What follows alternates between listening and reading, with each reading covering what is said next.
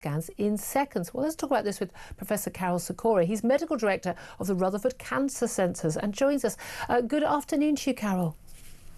Good afternoon, Julia. Great to talk to you. I'm making light. I'm being joking because, of course, whenever it's any care for women, the NHS always seems to talk about people who have, various different, cervical cancer or goodness knows what. Look, we know it's men that get prostate cancer. We also know, though, do we not, that most men who get prostate cancer die with it, not of it. How concerned should men be about prostate cancer, and how much of a game changer is this new development? Well, first of all, prostate cancer is the disease of older men. Average age is 72 of the new prostate cancer patients.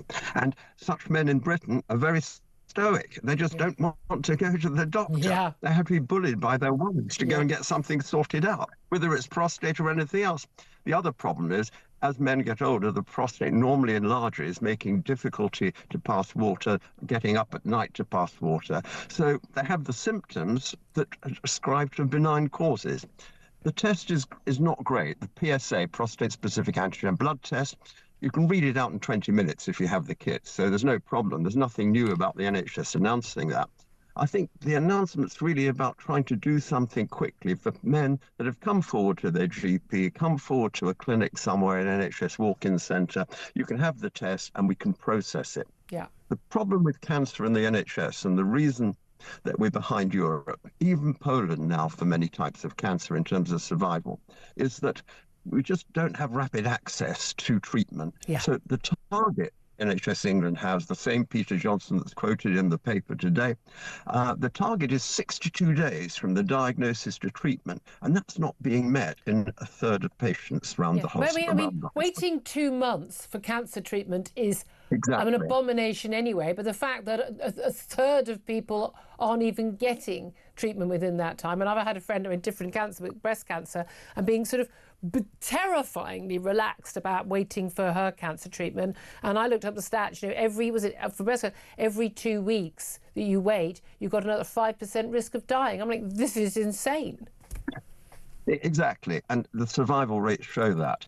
In Poland, the target from start to, my father was Polish, that's why I know the system in Poland, is 7 days the target, which is reasonable. In France, that's just a bit of admin. People have seen the next day in France. I mean, but here, hold on a minute. They don't have the NHS, so surely everything's awful and people are dying in the streets, no?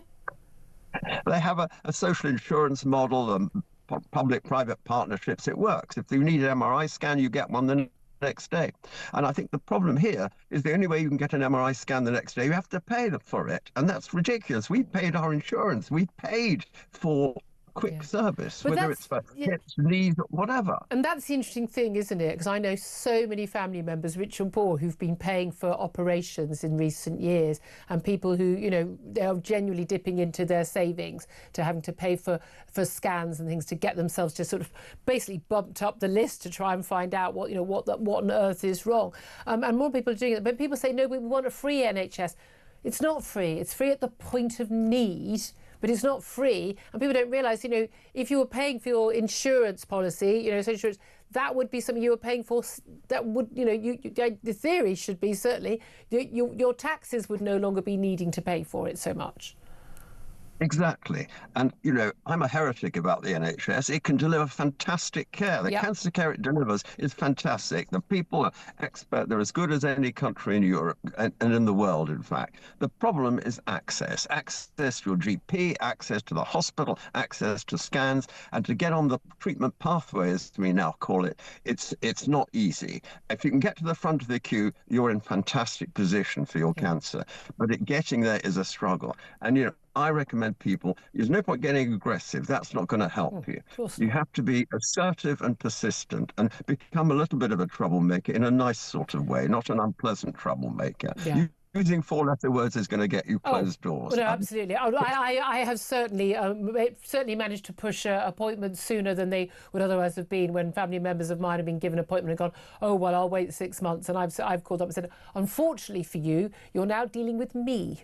And, and this is how it's going to go. But you shouldn't have to be sharp-elbowed to do it. And we know when people talk about survival rates from many, many different diseases, including cancer, and people talk about, oh, people in the poorest parts of the country die soon, and things like, okay, there's diet, there's smoking, there's drink and everything else, but there's also, you haven't got the sharp elbows to go, no, I insist that I get seen sooner. I know delay is the most powerful way of rationing a service, and the NHS is all healthcare systems are rationed. You can't give everything to everybody, especially if they don't need it. So you have to ration. But the NHS is below capacity. It doesn't have the capacity that everyone has to be rationed, and delay is very powerful because people will die. They'll go privately, as we suggested, and various other ways to get round it. So you'll reduce the demand. And that's the problem. There's no brownie points for exceeding the demand in the system. If you're running a budget airline, you want to fill those seats on every single plane. And that's what they do. That's why it's such a crush to get on a budget airline. But in the NHS, they don't want you to come. The reality is, whatever you think about the sort of the religion of the NHS that we have, it's a limited capacity, and it has to ration care. And it does it for hips and knee surgery, everything. And that's why people go privately. Yeah, and when again, very good close family member of mine has just paid a fortune for a knee operation. She would never realistically have got, in goodness how many years, on the NHS. What do you make of the news that we've actually got more and more private healthcare being used? The NHS basically, having to use the available facilities in private healthcare, because I know that some of you were campaigning on at Rutherford Cancer Centres. We've got all these empty beds. For the love of God, use them.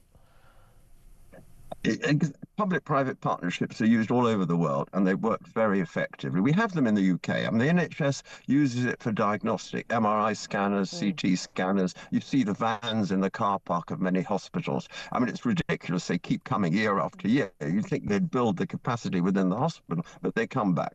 And that's the beginning of public-private partnership. The next step is, well, can't we deliver clinical services in the same way, actually treatment services? And that will come. It's interesting how care homes have become completely private, and no one's turned a bit of notice to that. GPs of private care, I mean, it's amazing, isn't it, just how much the healthcare, this mythical public body is actually private already.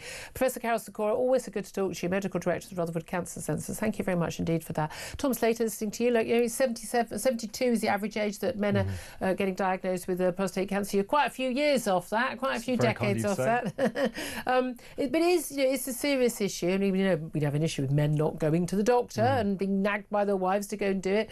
I'm married to one of those people, I know this. But I mean, at the end, so much of this comes down to, oh, we're going to be doing this, you get diagnosed quickly.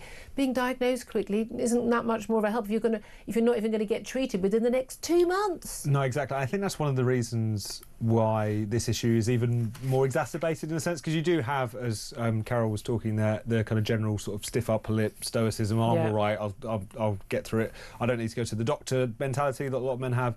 But also there's that sense that any interaction with the health service just feels like a world of pain. It's just everything is going to be so long drawn out, everything is so complicated, everything is so bureaucratic. If everything was working pretty smoothly, then that nudge to go and get yourself tested, it doesn't involve what you think it involves, it is just a blood test. All of that would be a lot of an easier sell if it wasn't, Yeah, absolutely. If it wasn't going to be a battle every time, indeed.